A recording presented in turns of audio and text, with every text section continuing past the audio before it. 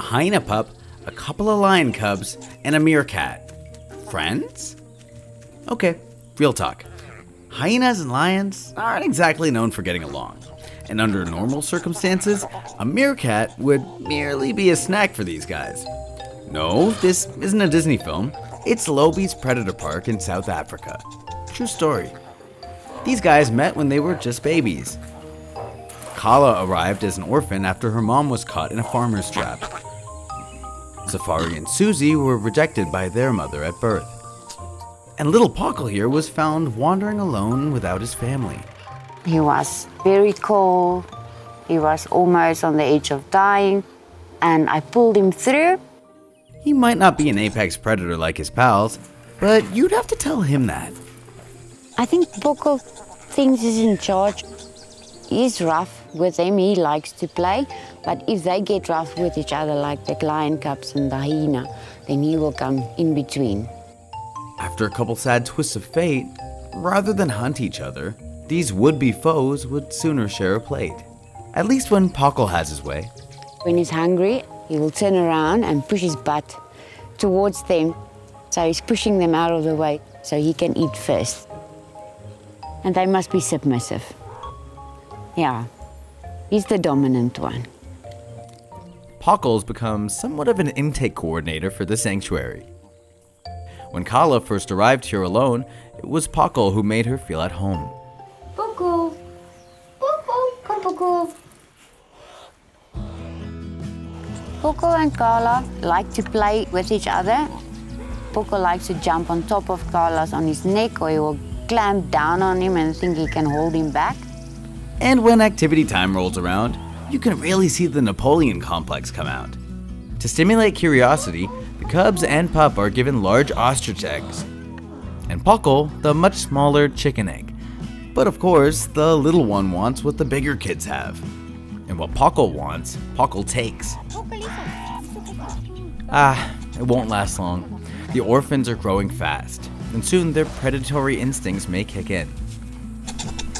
Pockle's managed to avoid injuries so far, but Kala's starting to try out her strong jaws, which are designed to crush bones.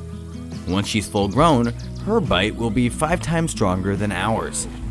So just imagine what it could do to a meerkat, even by accident. Meanwhile, the twins will soon be 200 times bigger than Pockle, which means their wrestling days are numbered. In a few weeks, the natural-born predators will be relocated to larger enclosures fit for larger carnivores. Kala and the lions and Pockle, they all stay together now. They are friends. But when they're a bit bigger, size is going to be a big issue. They need to go back with their own species, so that's difficult for them to be together forever. Okay, so they're not destined for your typical run-of-the-mill Hollywood ending. But come on, even Disney couldn't script a friendship quite like this.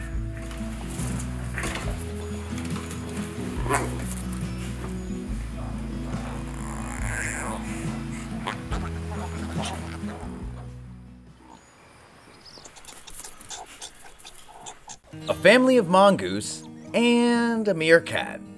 The animals are related and they even kinda look alike, but they'd never lived together in the wild. So what gives? Well, let's start with Cameron, the meerkat. Destined for life as the odd one out, she's actually become the odd one in. When she was only 6 months old, Cameron and a mate were brought here from a wildlife rescue that had run out of room. They were to be released on a private reserve, but sadly, her mate died, leaving Cameron all alone. There were no other meerkats to keep her company, but there were 5 mongooses of a similar age. Could their similarities outweigh their differences? Meerkats, like banded mongoose, are highly social animals, and their survival depends on being social. She grew up with the original 5 mongoose that we had, so she is part of the family, a little bit the odd member of the family, but member of that family. I mean, come on, who doesn't have a weird aunt in the family?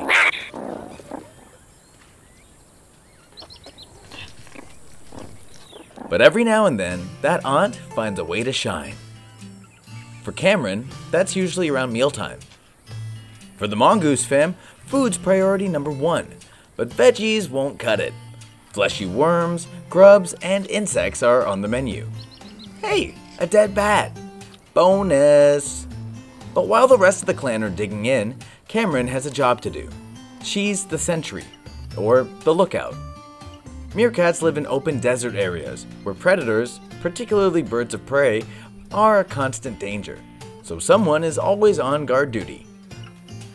To allow the group to eat in peace, the sentry must be on high alert. Looking out for her family is what Cameron was made for, even if they happen to be of a different species. Bellies fully loaded, the family's ready to move on. It's a grab-and-go type breakfast for our little lookout, but she's cool with that. After all that eating comes, you guessed it, dozing. And when it gets hot, post-meal naps turn heavy. So Cameron's still on the clock. Oh geez, getting sleepy. Lucky for her, the mongooses begin to stir. Finally, Cameron can take a break. Now awake and full of energy, next on the agenda, fun. Play bolsters the bonds between family members. Even though she's exhausted, Cameron can't resist getting in on the action. And there's an added benefit to all this close physical contact. Scent sharing.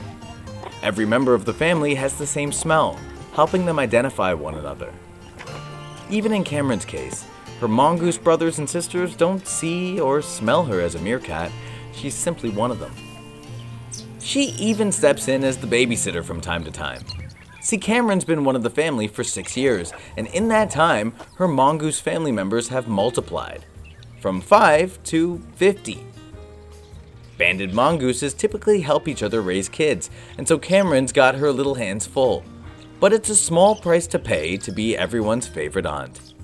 Cameron doesn't have youngsters of her own, so she can help other mongoose to raise their children.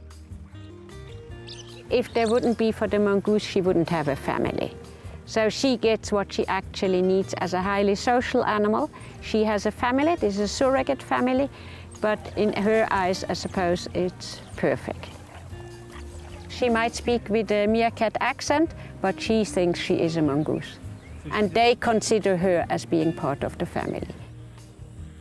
Guess the moral of the story is, if it kinda looks like family, and kinda smells like family, and heck, if it puts in the work to help feed the family, well then, that's what you call family.